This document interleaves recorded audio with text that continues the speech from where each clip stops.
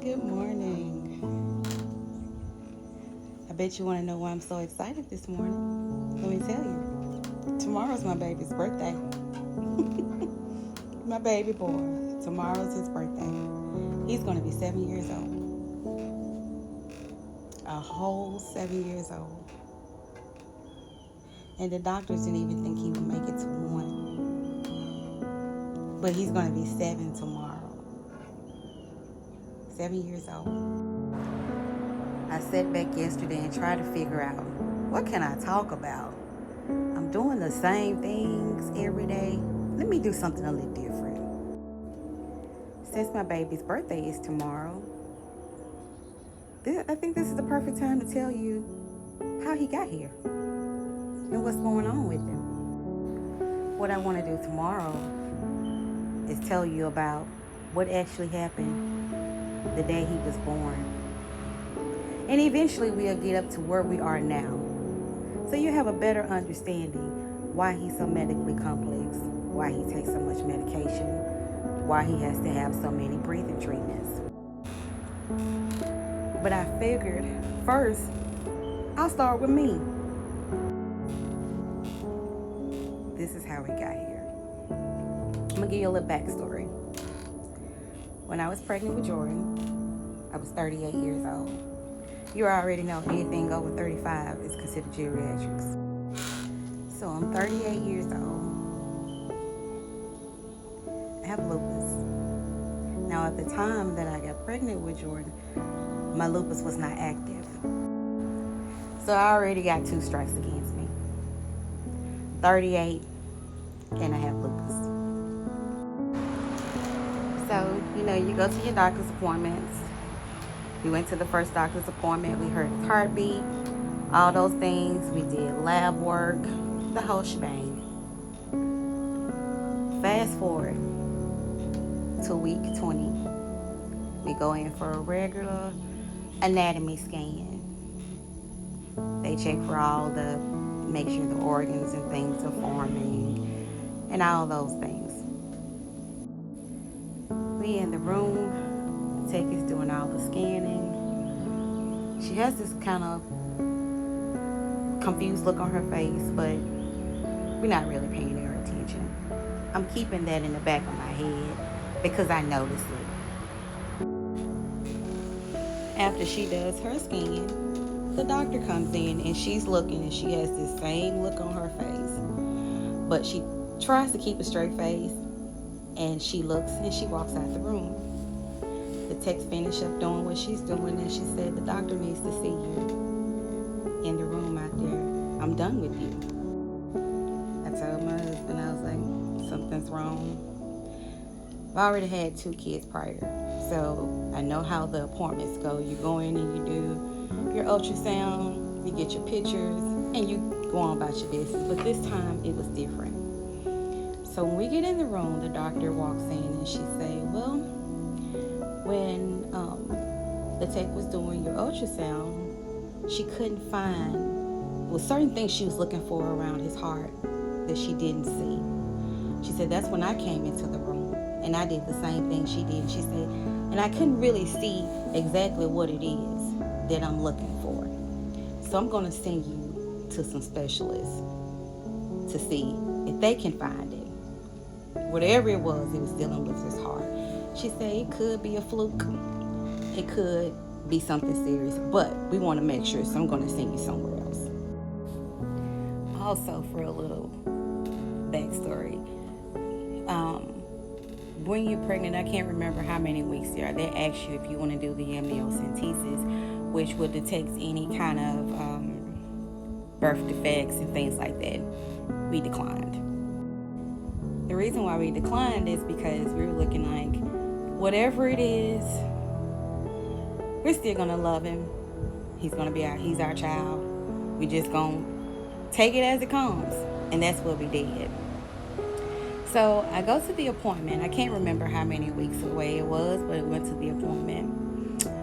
And I remember walking down the hall with the nurse from the clinic, and I was explaining to her how we got to where we were. And I remember walking down the hall and I told her, I say, well, whatever they find, it's well. I said, I'm not going to stress out about it. Whatever it is that he has going on, God's got him. He's going to be fine. I remember it was like yesterday. We went in, did the ultrasound. The doctor's looking and he goes, And I'm looking at my husband and he's looking at me and I'm like, I don't know what all that means, but hopefully it's some good news.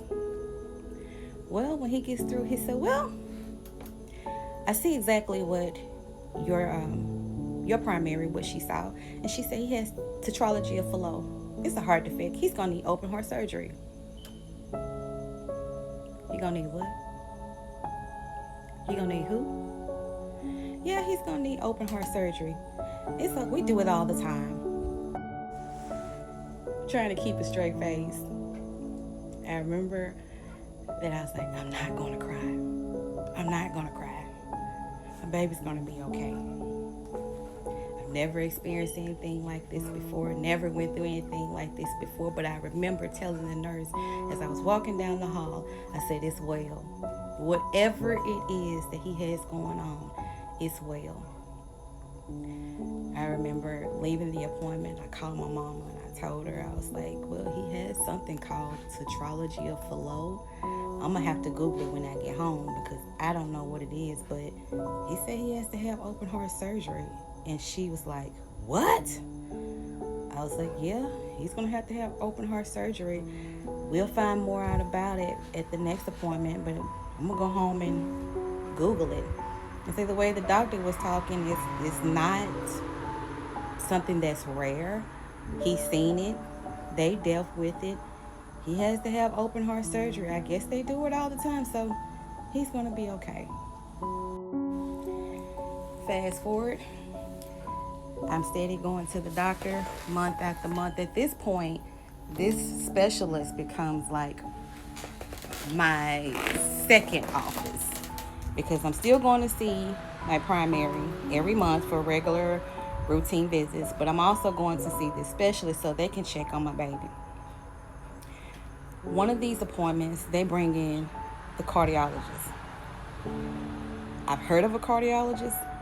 I never knew exactly what their role was, but here I was. My baby's still in utero, but he has a cardiologist. And when I tell you she's the truth, she's the truth.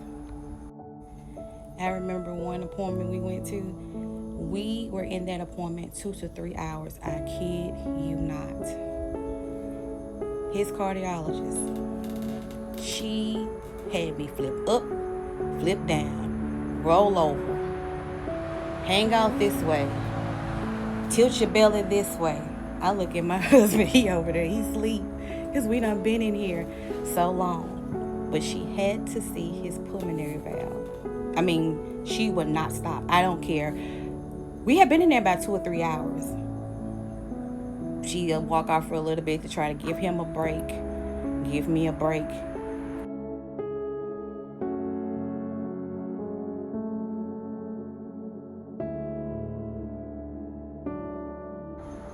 Sorry about that. My phone rang. But we saw this cardiologist every month. And the routine was always the same. She had to see his pulmonary valve, see if it's grown, different things like that. So before we got to his delivery, they would have to weigh him in utero, measure his length and everything to see if he was growing. And that's why I said that when I told you that we declined genetic testing, all that's going to play a part later on. If I've kept your attention for this long, come back and get part 2 so I can give you the rest. We're going to call this the Jordyn's journey. We're going to call it Jordyn's journey. I'm going to tell you how he got here, what's been going on since he's got here, and what he's up against.